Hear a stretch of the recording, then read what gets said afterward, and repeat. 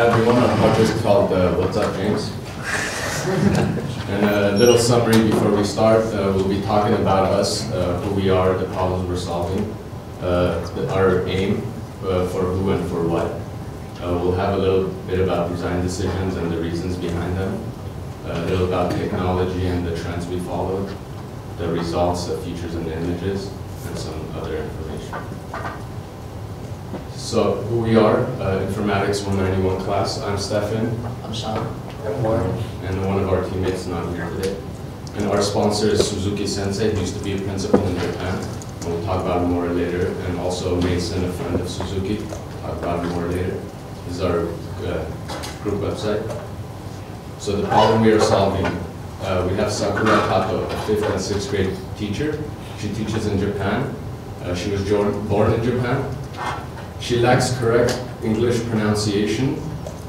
She needs a native English speaker to teach the students in the class. And she also struggles with English herself.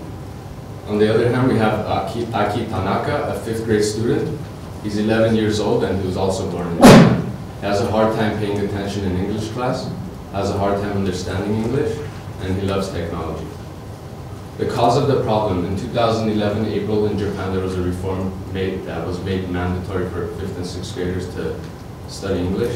I'm going to read a little quote real quick before we move on. The English class will focus on speaking and listening, but not reading and writing, to help teachers who have no experience in teaching English. The ministry has also made available CDs to be used for listening comprehension, along with guidance for teachers that include key points in helping students give speeches in English. So they have a way of solving this problem by using CDs, like it's recorded by native English speakers.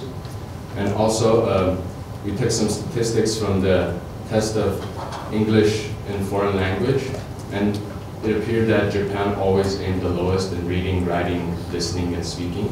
So they have a real hard time learning English. So our mission, our targets, our solution needs to satisfy both the student and the teacher, and our solution must follow Japanese trends.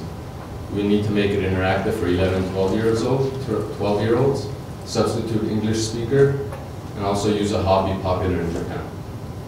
Our analysis for technologies, what we picked was an iPad because of the interactive touch capabilities. It plays audio and has a wide screen. We used Xcode for development, Dropbox for file sharing, Photoshop for image editing, and Assembler for project management. The trend we followed was manga, which means comic in Japan. And it's a $4.3 billion industry worldwide, and 80% of it is Japan has it. So it's a big trend in Japan.